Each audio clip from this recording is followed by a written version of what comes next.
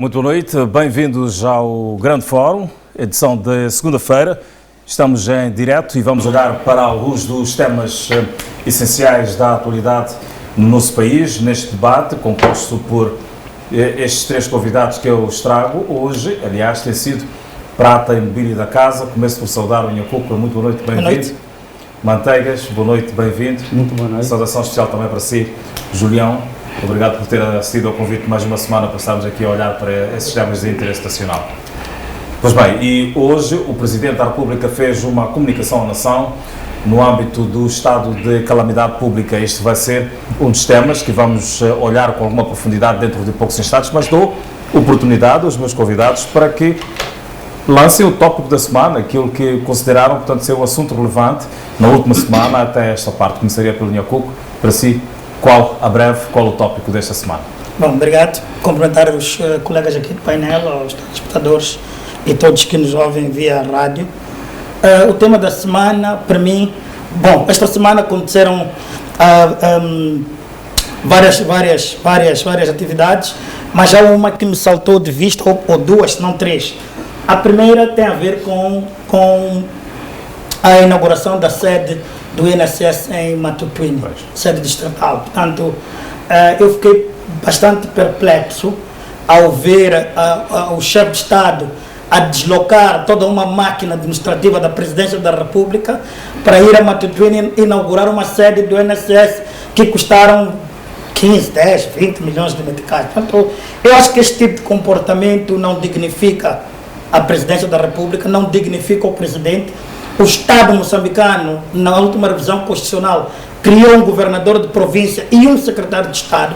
Portanto, é bastante minúsculo e menosprezável esta decisão do Presidente de ir ter que inaugurar basicamente um quarto, aí podemos dizer, num posto administrativo, e voltou a fazê-lo também quando foi inaugurar uma fábrica de cerveja em Marraquém, das cervejas de Moçambique. Eu penso que é preciso deixar os governadores e os secretários de Estado trabalhar. Portanto, mover a máquina administrativa do Estado, da Presidência da República, para ir a Matutuíne, ir a Marraquém, é muito mais caro que a construção da própria infraestrutura que está lá. Portanto, eu acho que isso é descabido, isso é gasto de dinheiro do Estado.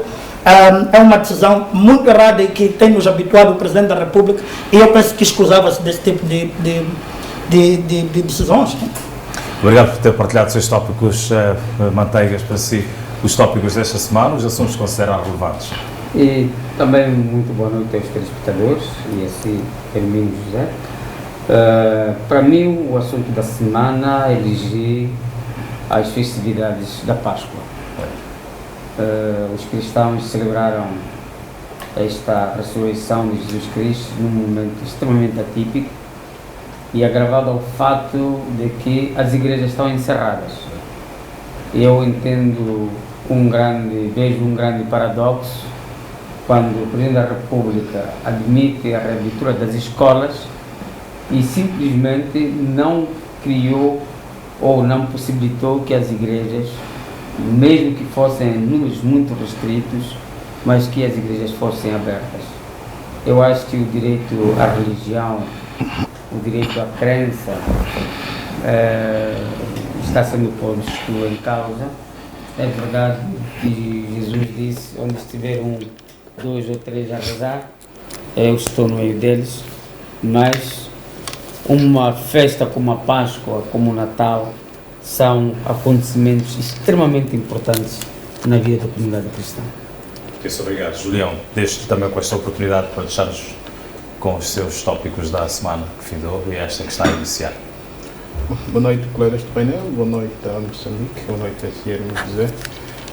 Para esta semana elegi há dois acontecimentos, num deles que o colega Nhacuco aqui citou, que é a inauguração da fábrica da 2M.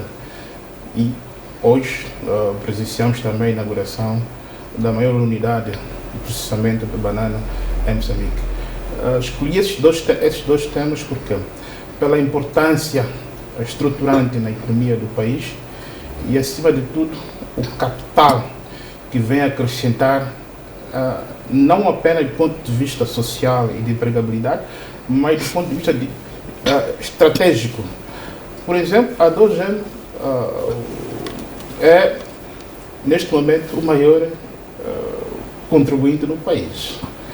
E o investimento que foi feito para aquela infraestrutura, estava a falar de 180 milhões de dólares, e pelos objetivos dos quais levaram a ser implantada em Moçambique, para além da componente fiscais, mas também tem a componente de empregabilidade e tem a componente de incentivo ao setor agrário a partir do momento que se decide adquirir produtos produzidos em Moçambique para fazer parte da matéria-prima da Dogen.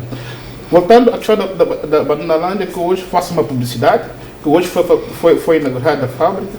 Primeiro, a boa notícia é que também vem a crescer a questão da empregabilidade. Segundo, vem abastecer o nosso mercado e entra no ranking da 4ª empresa do continente africano na exportação de banana. Portanto, são esses projetos que o país precisa para devagar e resolver os problemas, quer do ponto de vista econômico, fiscal e quer do ponto de vista de empregabilidade, que é um grande desafio do governo e, sobretudo, da camada mais jovem. Muito obrigado. E esta noite o Presidente da República fez mais uma comunicação à nação e vale sublinhar que nesta comunicação à nação o chefe de Estado voltou, digamos assim, a manter todas as medidas da anterior comunicação, acrescente, entre outras, o recolher obrigatório para as principais capitais provinciais do país, mas também há alguns dados que o Presidente da República deixa ficar, do seu ponto de vista científico, do estudo que foi feito, que apesar da redução do número de casos da Covid-19 no nosso país, a situação epidemiológica mostra, portanto, outro nível de preocupação. E é este assunto que eu gostava que nós olhássemos já a seguir. Esta comunicação do chefe de Estado da Nação, Nhacuca, foi de acordo com as suas expectativas. O Grande Maputo continua fechado, sobe a hora de recolher obrigatório das 9 para as 10 da noite, até, portanto, às 4 da manhã, e estende-se, portanto, para as restantes capitais provinciais, e tudo volta a manter-se. O chefe de Estado deixa também um alerta em relação, sobretudo, às escolas, ao retomar das aulas, que os próximos dias serão também determinantes para aferir se efetivamente manter-se-á a medida ou não. Mas também chama a atenção para um outro aspecto, é o fato da fronteira, durante o período da Páscoa, ter estado aberta, terem entrado vários concidadãos provenientes da África do Sul e que nas próximas semanas poderá subir eventualmente o nível, portanto, de contaminação pela Covid-19 e, desta vez, com uma variante muito mais agressiva. Comentários? Bom, obrigado.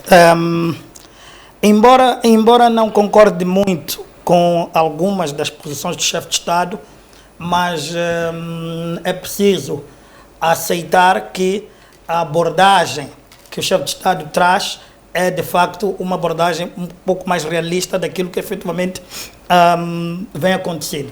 Repare que nós, quando o final do ano, Moçambique apresentava mais ou menos dados que estavam abaixo daquilo que era a média africana e da região e internacional, e nós cometemos o erro de abrir para o final do ano e pagamos uma fatura muito cara com isso. Portanto, desta vez o presidente foi mais cauteloso e me parece que nesta fase acertada.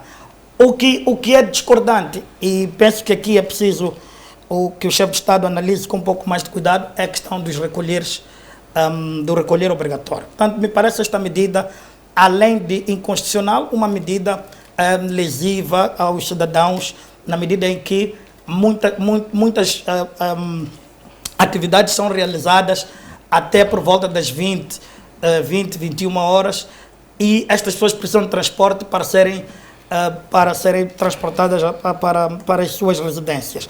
Este é o primeiro aspecto. E o segundo aspecto que eu queria trazer, que eu acho que é importante.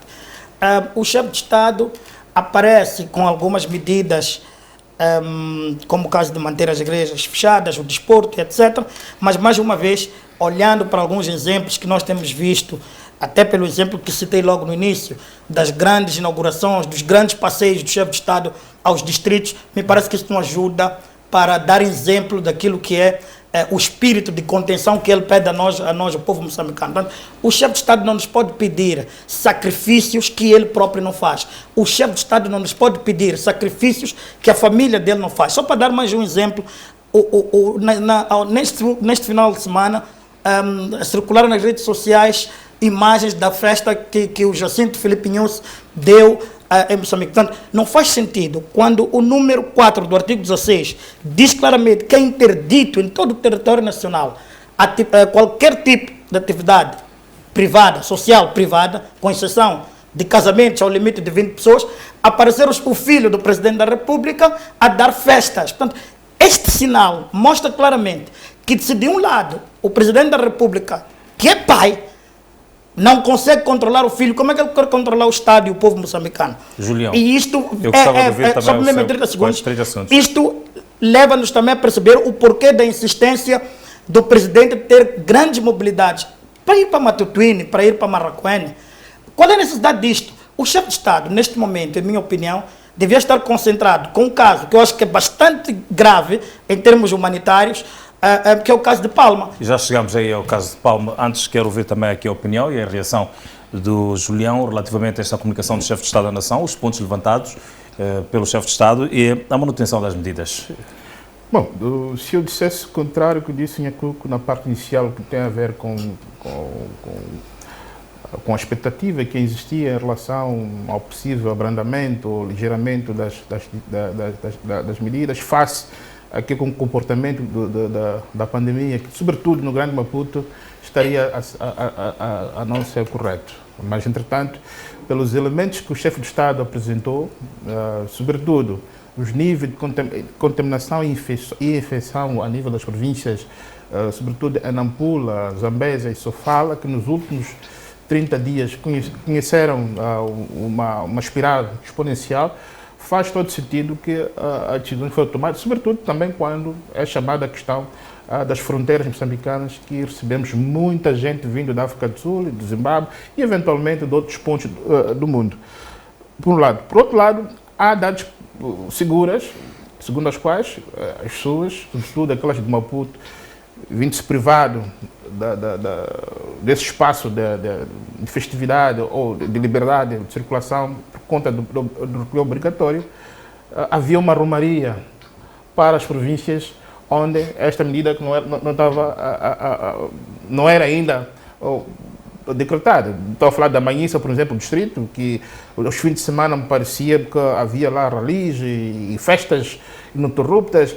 Esse comportamento dos cidadãos, nosso comportamento devia ser exemplar com vista a evitar aquilo que é o motivo da decretação das medidas, em algum momento contribuiu com que as outras províncias que num passado recente tinham níveis epidemiológicos muito baixos comparado com o Grande Maputo, tivesse um aumento de casos.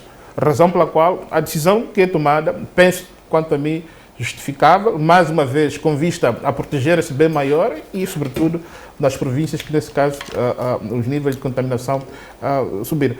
Agora, mais uma vez, tenho que lamentar aquilo que o colega Nhacuco está a trazer como elemento de debate, quando se chama a figura ou a família do chefe de Estado para um debate que não tem certeza se aquelas imagens reportam o momento da pandemia ou é mais um boato que é criado com vista a denigrir a família do chefe de Estado ou a denigrir a pessoa em concreta do Filipe Jacinto Nunes, a ser verdade que aquela festa foi feita em dezembro. Por isso que aqui temos que começar a fazer um debate muito mais sério e não populista como os outros debates que nós assistimos da outra televisão de concorrência. Muito obrigado, Manteigas.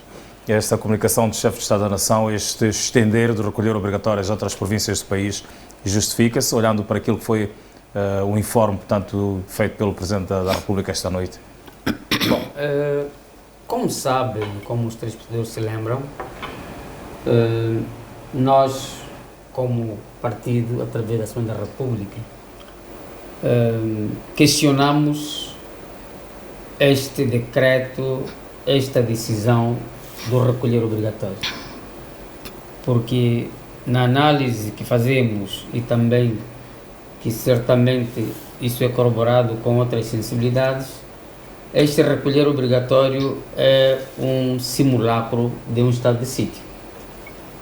E, nos termos do nosso ordenamento jurídico, o estado de sítio tem que ser sufragado pela Assembleia da República. Portanto, vemos esta decisão do Presidente da República estando a vilipendiar a Constituição da República. Esse é o primeiro aspecto. Segundo aspecto, a nossa expectativa, e a expectativa dos moçambicanos, obviamente, era de ouvir do Presidente da República um pronunciamento relativo aos ataques em Cabo Delgado. Sabemos neste momento que temos dois problemas no país sérios. É a pandemia da Covid-19 e são as guerras que são movidas em Cabo Delgado e na zona centro pela junta militar. E neste momento a situação de Cabo Delgado é grave, gravíssima. Por isso reportam-se situações extremamente penosas. E achamos que era momento do Presidente da República se pronunciar. O que está sendo feito na sua qualidade de comandante-chefe. Mas, infelizmente, não estará o Presidente da República a reservar essa comunicação para uma melhor altura, um melhor momento? É que as populações estão apavoradas. Os moçambicanos estão a morrer em Cabo Delgado. Portanto, nada é mais urgente do que cuidar da vida dos moçambicanos. Pois bem, nós já vamos aprofundar este tema dentro de poucos instantes. Eu gostava que voltássemos a olhar para esta questão das entradas durante o período da Páscoa de cidadãos e concidadãos nacionais ao nosso país e agora o movimento de regresso estes dias. O que é que isto pode implicar efetivamente nas próximas semanas? O Presidente da República alerta que, eventualmente, nas próximas semanas, o número de infecções pela Covid-19 possa crescer no país e de uma variante um pouco mais agressiva, portanto, trazida de fora do país para este lado. Era possível evitar, ou ter sido evitado, portanto, este movimento, tendo ou havendo a experiência de dezembro último, em que, com a reabertura ou abertura das fronteiras, o número de infecções no nosso país disparou significativamente e tivemos a situação de janeiro e fevereiro, que foi muito bem mencionada pelo Presidente da República. Teria sido possível evitar, neste movimento da Páscoa, algum sistema, fechamento de fronteiras, se fosse o caso, para evitar, naturalmente, que esta nova variante e as próximas semanas possam ser penosas para o nosso país, como seria possível, Julião? Bom, mais uma vez, a decisão tomada pelo chefe de Estado funda-se justamente na pergunta que coloca. Por quê? Porque Moçambique, como qualquer Estado, tem os seus concidadãos espalhados pelo mundo. E seria complicado e até populista da nossa parte, ou de quem vier a admitir que o Estado moçambicano poderia barrar a entrada, digamos, entre aspas, de moçambicanos vivendo na diáspora. E eu recordo-me que, quando da interrupção dos voos internacionais, na primeira fase da pandemia, houveram organizações de sociedade civil que vieram reclamar a questão de um direito fundamental, o cidadão moçambicano regressar à sua pátria. O mais importante, e aquilo que chamava a atenção na semana passada, é o Ministério da Saúde, era a única saída que eu penso na minha ótica, devia, e acho que fez, era melhorar o mecanismo de controle nas entradas das fronteiras nacionais, mas isso, como sabemos, sobretudo pela variação da pandemia da Covid-19, que o mundo todo conhece, podia minimizar. E o que está a acontecer neste momento, o chefe de Estado, ouvida a Comissão Científica, eventualmente é aconselhado a precaver-se de uma eventual eclosão de uma terceira vaga dessa pandemia, se o Estado, ou o Governo, neste caso, deixasse ou relaxasse as medidas, tendo em conta essas entradas e saídas. Portanto, respondendo de forma muito concreta a sua pergunta, seria difícil impedir que moçambicanos residentes na diáspora pudessem regressar à sua terra, até isso seria até inconstitucional, por conta da Covid-19. O que devemos fazer são as medidas que estão sendo tomadas com vista a fazer o maior controle daqueles que entraram e, eventualmente, aqueles que foram contaminados por conta da entrada dessas pessoas no nosso país. E a culpa tem a mesma percepção? Bom, é estranho pela primeira vez, o Julião Arnaldo fala de inconstitucionalidade, a proibição de cidadãos moçambicanos entrarem no território nacional, mas já não tem a mesma coragem, a mesma convicção de que também é inconstitucional proibir as pessoas de irem a Gaza, de circular à vontade a qualquer momento do dia. Portanto, eu acho que é preciso nós, com frieza, assumirmos claramente qual é o real problema do país. E o real problema do país é a fiscalização, é a monitorização dos processos, porque eu também quero concordar que não faria nenhum sentido proibirmos os moçambicanos de circularem à vontade. Este é um direito constitucional, está na Constituição de Moçambique. Portanto, quer a circulação de um país para outro, quer a circularização de um bairro para outro, ou de uma província a outra, qualquer privação desse direito é inconstitucional. Ele concorda, pelo menos, que é inconstitucional. Não é inconstitucional. Agora, a privação o problema aqui é a fiscalização. Quais são as medidas de controle que nós temos em relação às entradas? Qual é o rastreio que se vai fazer? Essas pessoas que entraram, apresentaram o teste de Covid negativo. É este processo de fiscalização que nós temos que assumir que não somos competentes para o fazer e que não estamos a fazer bem. Da mesma sorte que o problema da circulação noturna é simplesmente um problema de circulação. Ora, se as barracas estão fechadas, as lojas e todo o centro comercial está fechado até às 19 horas, 20 horas, quem é que circula à noite para fazer o quê? Portanto, é falacioso, completamente falacioso. E isso é corroborado pelo professor Martins, que diz claramente que é falacioso dizermos que a circulação noturna vai aumentar o risco de aumento dos casos de Covid. O que aumenta o risco de Covid é a falta da fiscalização no que concerne a verificação do cumprimento da legalidade.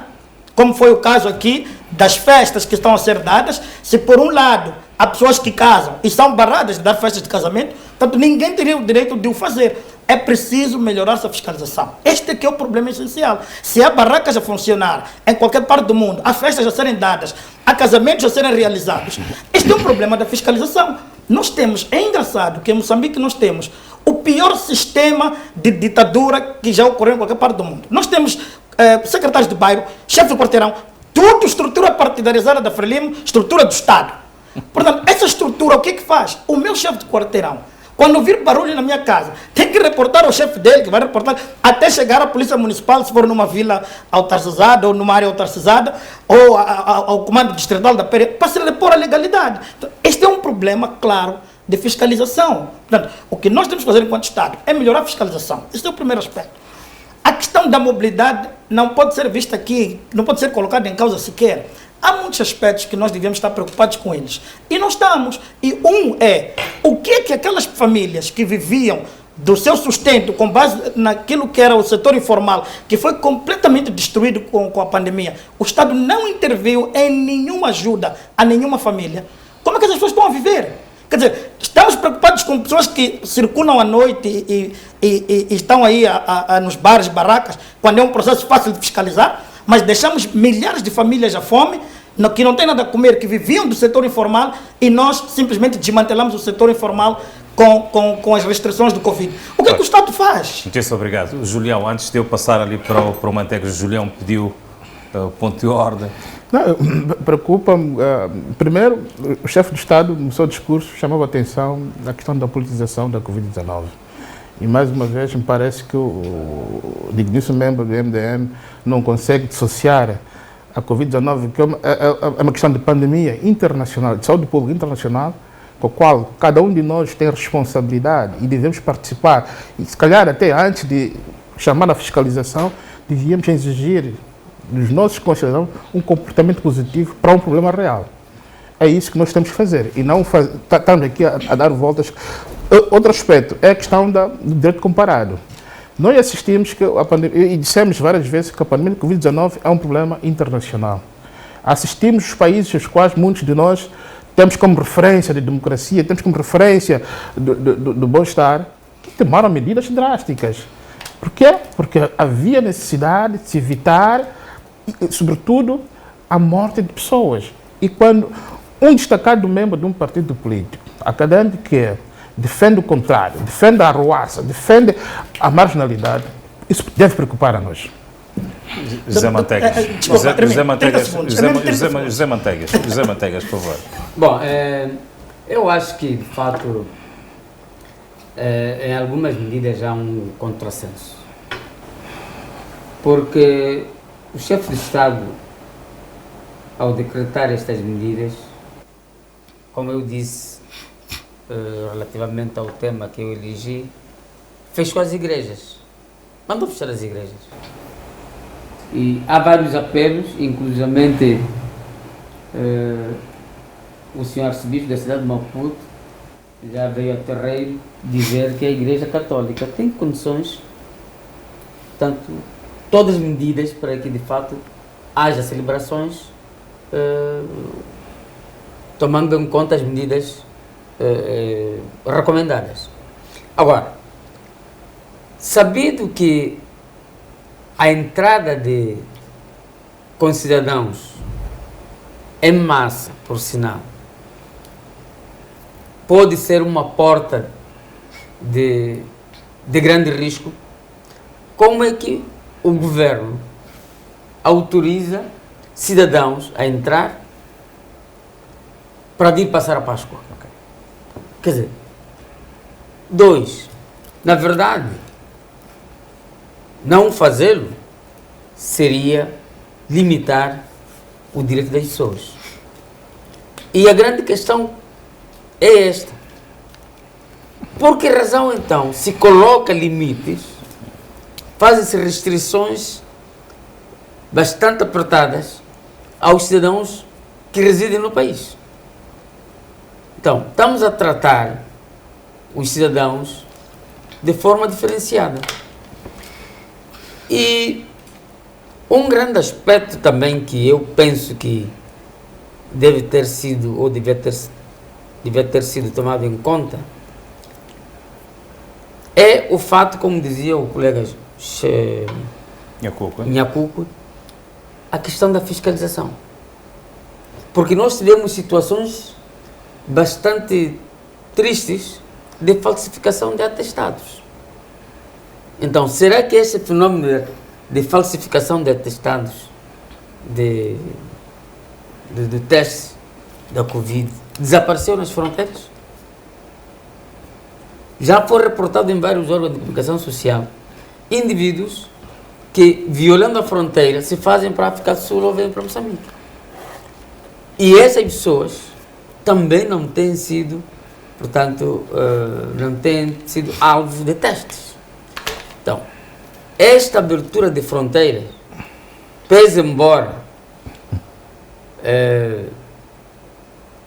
pudesse ser o seu impedimento ser interpretado como uma violação do direito, mas também é um momento para, ou devia-se estudar mais, não é? Para evitar este risco, este perigo iminente que nós estamos a correr em Moçambique. Portanto, penso que, no cômputo geral, as medidas que ainda prevalecem, sim, mas volto a reiterar, nós temos a questão da incompetência do Presidente da República de decretar o recolher obrigatório. Agora foi estendido às capitais provinciais. Portanto, é uma boa parcela do país que vai estar em estado de sítio. Então, compete ao Presidente da República, nos termos da Constituição, decretar o estado de sítio. Ele pode propor à Assembleia da República e a Assembleia da República, no seu mais alto critério, ratificar esse estado de sítio. Portanto, estamos preocupados porque o Presidente da República não está a ouvir as outras vozes que recomendam que deve seguir os mecanismos legais existentes no nosso ordenamento jurídico. Isso, obrigado. Eu sei que minha culpa, tem... É mesmo muito rápido. É só para repor aqui uma verdade que eu acho que é importante. 30 segundos. O primeiro fato é que, quando o chefe de Estado submeteu a Assembleia da República ao terceiro estado de emergência, embora estivesse a debater sobre a constitucionalidade de um terceiro estado de emergência, a bancada do MDM aprovou porque entendeu que fosse, na altura, o mais importante para o povo moçambicano, a salvaguarda da vida humana. E, portanto, o MDM fez-lo com responsabilidade. A segunda questão é que as medidas drásticas que devem ser tomadas, nós concordamos sim, todos concordamos que devem haver medidas drásticas sim, mas no espírito que a lei prevê, que é a retirada de qualquer direito fundamental, como o direito de circulação, deve ir para a Assembleia da República para ser ratificado pelos deputados. Ninguém está contra. O que estamos a dizer é que os mecanismos, e já que gosta muito do direito comparado, assiste o que foi feito na África do Sul, assiste o que foi feito em Portugal, foi aprovado pela Assembleia da República e o presidente ratificou as medidas. E em termos de Páscoa, num país extremamente cristão ou católico como Portugal, as medidas foram mantidas, quando esperava-se que haviam de abrir, porque entenderam que era importante, mas nós abrimos as nossas fronteiras. É preciso analisar isto. Para vir dizer que o MDM não está a aprovar, não é verdade. O que nós queremos é que se cumpra a legalidade. E digo mais, mesmo só para passarmos para outro tema, foi dito claramente que existem capitais provinciais que o nível de contaminação não é alto. O próprio chefe de Estado disse isso hoje no discurso. No entanto, há distritos dentro das províncias que têm níveis de contaminação superiores às capitais provinciais. Ok? Logo, a comissão científica que se diz ter sido consultada, não me parece que foi consultada, ou se foi, não disse isto. Porque se é para seguir um critério epidemiológico lógico, o que devia acontecer era fechar aonde efetivamente está-se a transcender os níveis aceitáveis de contaminações. E Maputo mostrou ser eficiente, baixou drasticamente o nível de contaminação, mas não se abriu nada em Maputo. Qual é a lógica aqui que se pretende? Obrigado, mas é preciso haver clareza no que se pretende discutir. Eu proponho que, porque o tema até é de bastante interesse, que nós seguremos um bocado e vamos falar daqui a mais algum bocado, voltamos a ele dentro de poucos minutos.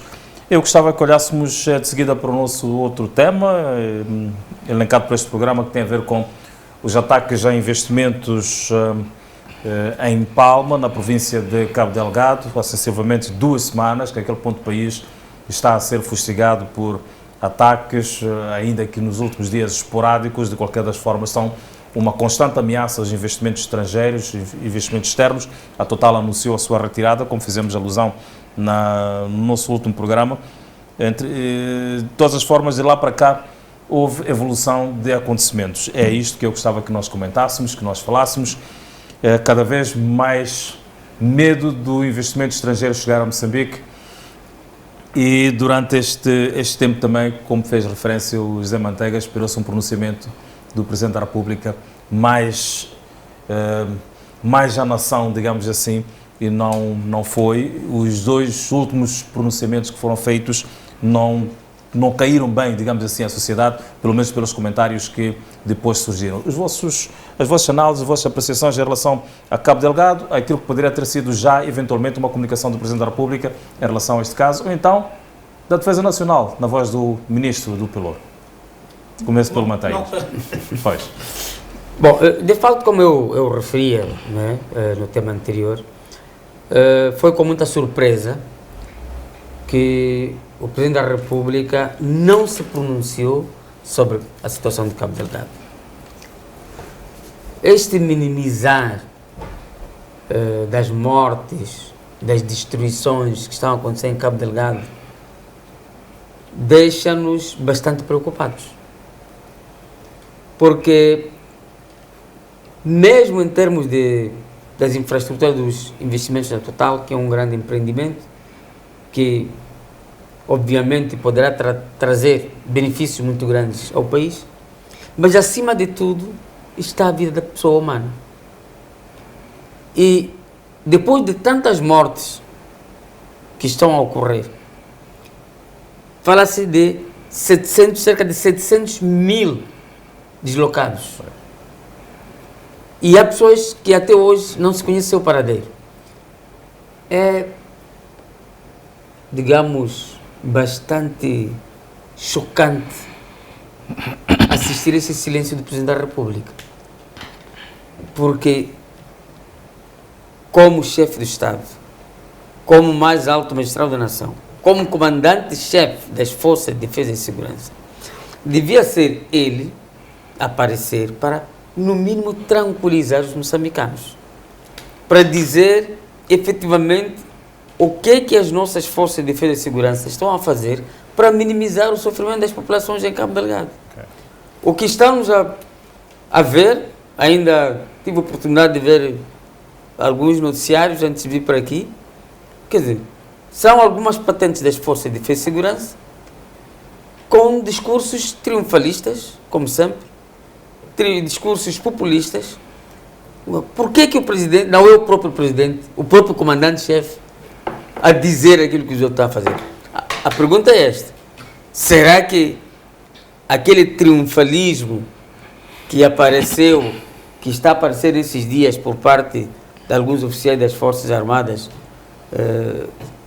de fato retrata aquilo que está acontecendo no terreno? Então, eu acho que devia haver maior preocupação da parte do chefe de Estado perante as mortes, perante as destruições que estão acontecendo em Cabo Delgado.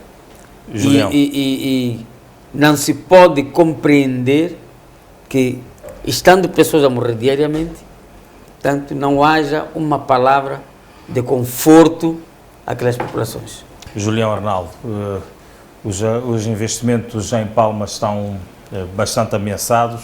Esperou-se uma comunicação, pelo menos é o que temos estado a depreender, dos moçambicanos em relação ao Presidente da República, sobre o que está efetivamente a acontecer em Palma, o que está a acontecer em Cabo Delgado e tal não chegou. A Total já largou o investimento, sem data prevista para o retorno, e tantos outros investidores que são subcontratados, digamos assim, da Total também, pararam o seu investimento naquele ponto do país, a sua personalidade. Muitos moçambicanos ficaram sem emprego. Enfim, é tudo numa cadeia que vai acontecer. Eu gostava de ouvir a sua opinião relativamente a esses aspectos. Bom, primeiro é preciso dizer que o chefe de Estado, apesar de não ter feito uma aparição exclusiva, dedicada a Cabo Delgado, não ficou em silêncio. Porque se dizem que os comentários que o fez são minimalistas ou foram infelizes, que significa pronunciou sobre Cabo Delgado. Esse é o primeiro aspecto que tem que se corrigir, a narrativa que tende a se passar.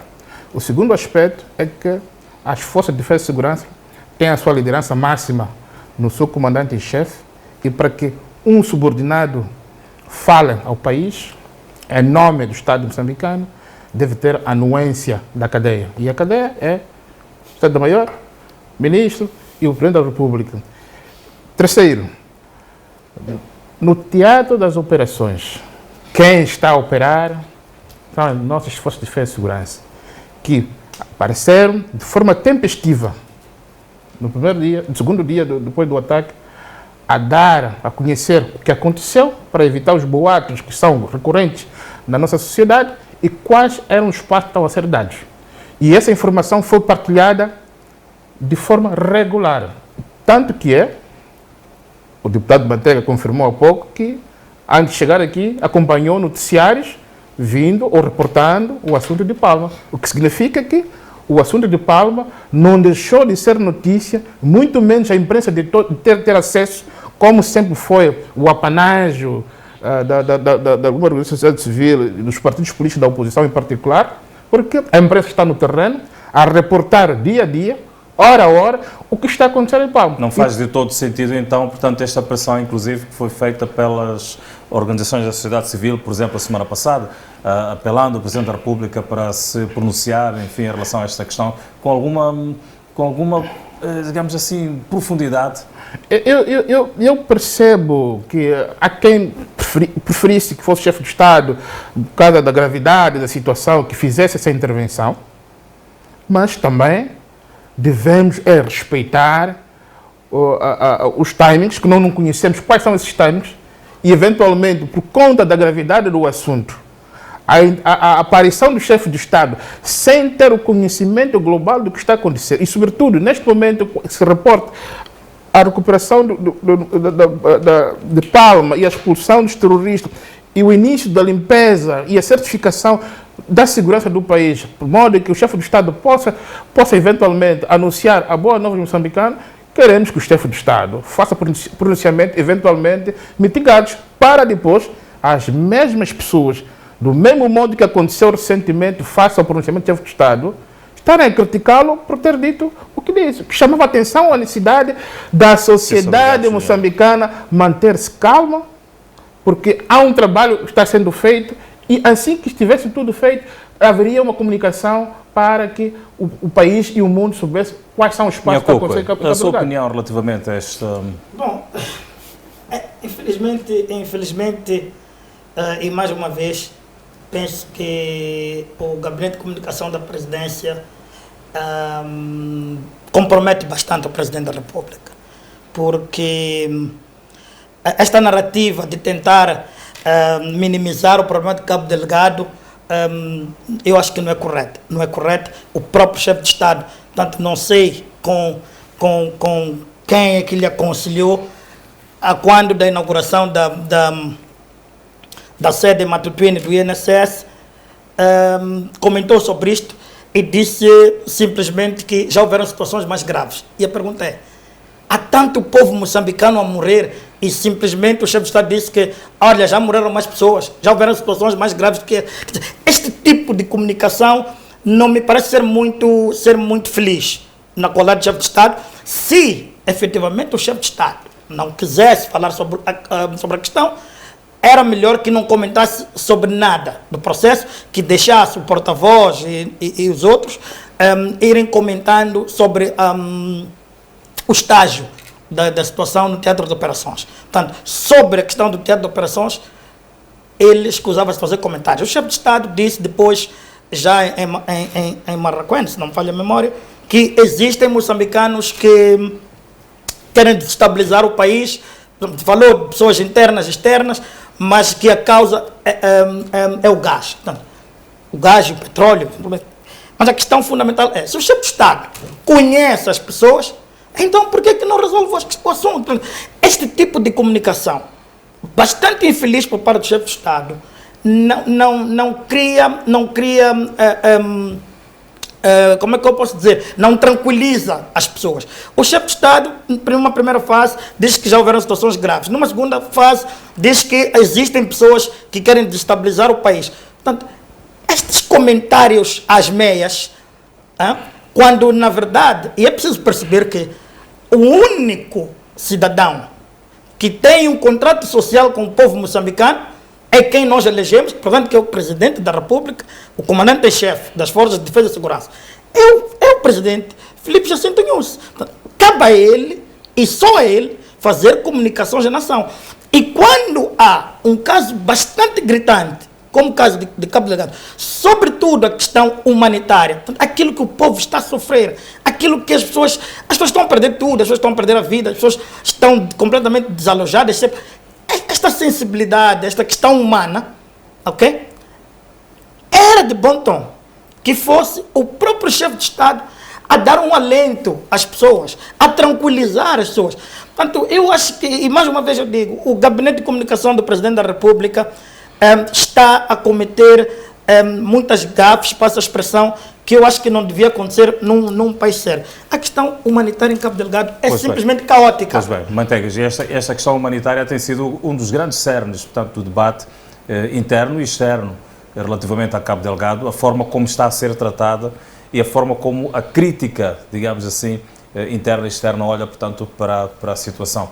Como é que o país vai ou deve lidar com esta situação? Como é que se deve tratar esta questão quando se tem a noção de que os ataques prevalecem em Cabo Delgado, existe um grosso da população que continua nas zonas de risco, existe um outro grosso da população que, digamos assim, saiu em bandada e está neste momento praticamente completamente desabrigada em Pemba e em outros cantos da província de Cabo Delgado? Bom, eu acho que o que devia acontecer é, primeiro, esse pronunciamento público do Presidente da República, porque um comandante-chefe das Forças de Defesa e Segurança é um indivíduo, é uma personalidade altamente informada. Portanto, não é bem verdade que quem conhece melhor a realidade são as pessoas os agentes que estão lá no terreno. Sim, mas o comandante-chefe das forças está altamente informado, porque nada pode acontecer sem o conhecimento do comandante-chefe. 2. Tem que haver uma mobilização nos termos em que houve a quando do IDAI. É verdade que para assistência humanitária às populações de Sofala e outras províncias afetadas pelos ciclones não foi das melhores, mas no mínimo houve uma mobilização e nós não estamos a ver esta mobilização por parte daquele que é o timoneiro deste país, da parte dos governantes deste país para acudir à situação do Cabo Delgado. Estamos a assistir a ver organizações de voluntários que estão a socorrer as populações. Mas onde está a mobilização do governo? Onde é que está a mobilização do governo junto da comunidade internacional? Então, 3. Há um aspecto extremamente importante. Está claro que a situação de Cabo Delgado precisa de intervenção de nossos parceiros, portanto, a comunidade internacional. E já faz tempo. Portanto, desde 2017 que as pessoas estão a morrer. E cada vez mais que passam os dias, a situação torna-se mais crítica. E as forças de defesa e segurança se mostram incapazes de parar com a guerra em Cabo Delgado, está claro. Então, por que esta lentidão? Esta lentidão está a sacrificar muito mais ainda as pessoas que estão a enfrentar a guerra em Cabo Delgado. Eu gostava que nós pudéssemos esticar ainda mais este nosso tema e este nosso programa. Infelizmente, a realização diz-me que estamos com o tempo bastante cronometrado. Eu vou-lhe dar 30 segundos para uma conclusão, mas 30 segundos mesmo, porque a minha realização está... Mais uma vez, tem que lamentar o cinismo político que nós assistimos e a politização da questão da guerra de Cabo Delgado. E o exercício que o Dr. Manteiga fez em relação ao chamamento da participação dos países estrangeiros é mais uma prova da falta de patriotismo que reina em muitos de nós. E nós temos experiências internacionais, seja indicado, de participação de países internacionais, tenha sido um caso de sucesso na luta contra o terrorismo. Portanto, me parece mais uma falácia com vista a ridicularizar todo o esforço das forças de defesa e segurança. E o mais engraçado disso, nunca ouvi essa mobilização política da oposição em relação aos ataques da junta militar da RENAM e o conjunto de pessoas que foram criadas neste momento, deslocadas das suas residências, acantonadas em zonas de acomodação que merecem o mesmo tratamento que Cabo Delgado. Moçambique é uno e indivisível. Não podemos aproveitar-nos da guerra de estabilização contra o Estado moçambicano para a politização. Isso é lamentável. Muitíssimo obrigado. Eu acho definitivamente que não tenho mais tempo. De qualquer das formas, este é um assunto bastante atual e pertinente. No nosso próximo programa voltamos a fazer uma abordagem com mais incidência e com mais tempo. Eu quero agradecer ao estimado telespectador o fato de ter estado aí ligado a nós. Marcamos um novo encontro para a próxima segunda-feira e voltamos a olhar para temas de interesse nacional. Fique muito bem.